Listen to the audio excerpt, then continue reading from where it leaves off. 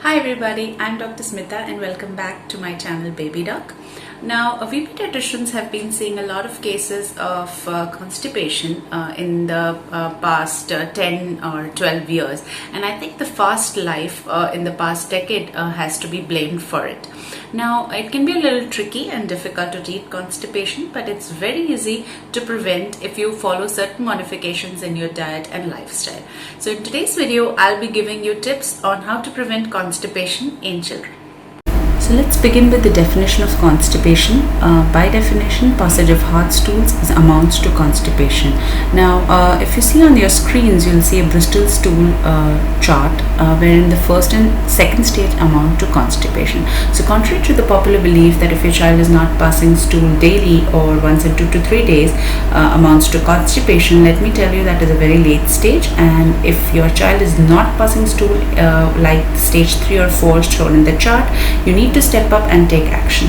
Now let's move on to the types of constipation. So the first one is the congenital constipation, which involves structural anomalies of the rectum and anus, and it requires of course special care and treatment. And the second one is, which we see commonly, is due to our lifestyle and diet changes.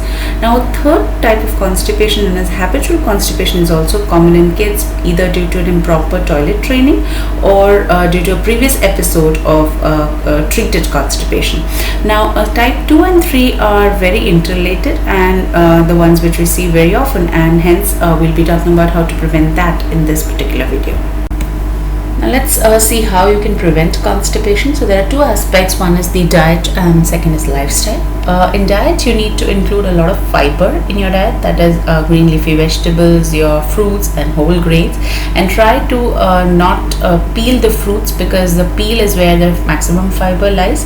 Also the whole grains, they retain their cover and fiber, so try using them like whole cereals and pulse rather than the split dals and polished ones.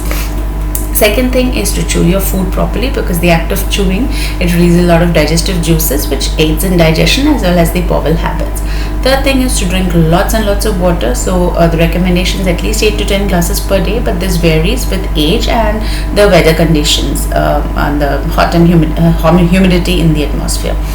Fourth is to refrain or cut down on your ultra processed foods, and this means all the junk food, packaged foods, caffeinated and sweet beverages. Now moving on to the lifestyle changes, the first thing is you need to have a very active routine. That is, you need at least 60 minutes of exercise per day and good physical activity, not just doing your household chores. It means proper exercise like walking, running, swimming, or competitive sports like tennis and badminton, football, which requires a lot of vigorous strength. Second is a good sleep, that is at least 8 hours of sleep in the older kids, and in the young kids 8 to 10 hours. And by sleep I mean that they maintain a routine also. So this is very important, because your biological clock is maintained by that, and your bowel habit is also maintained by it. So your child needs to go to sleep by say 9 to 10 p.m. in the night and wake up early in the morning. And just to finish the 8 hours of sleep doesn't mean that your child goes at 12 o'clock to sleep in the night and wakes up at 8 or 9 in the morning. That will disturb the routine biological clock. Third thing is proper toilet training. So toilet training usually starts at 18 to 24 months, and most of the kids, by say 60% of the kids, attain toilet trained by the age of 3 years. So you make them sit on a potty seat or a designated area in the washroom and encourage them to defecate whenever at a particular point of the day, that is and preferably early in the morning. So when you start this early enough, they maintain a routine, and it is carried on throughout the life.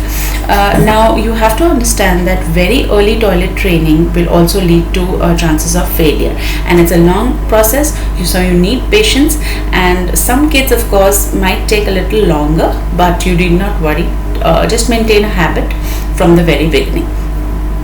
Fourth is Also, as I said, that toilet training is important. Maintaining a routine is also important. So that in the older kids, when they start going to school, most of the time it happens that because they have to go to school early, they do not go to potty, and they do it in the later part of the day, say evening or afternoon, or maybe in the night. So that should be discouraged. You should encourage them to have some warm liquid in the morning, say even warm water or milk, and go to potty early in the morning itself, rather than at any point of the day. So this brings us to the end of our video, and before I sign off, let me also mention two things. That while you're toilet training your child, please be very patient with them and do not scold them.